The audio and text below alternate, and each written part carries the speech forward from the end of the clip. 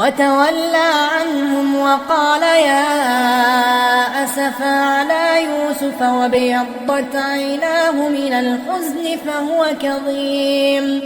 قالوا تالله تفتأ تذكر يوسف حتى تكون حرضا أو تكون من الهالكين.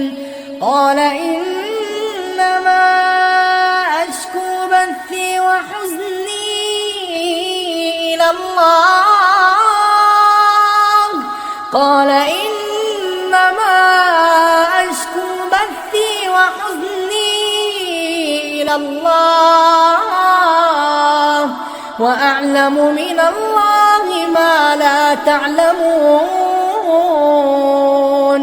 يا بني يذهبوا فتحسسوا من يوسف وأخيه ولا تيأسوا من روح الله إنه لا ييأس من روح الله إلا القوم الكافرون.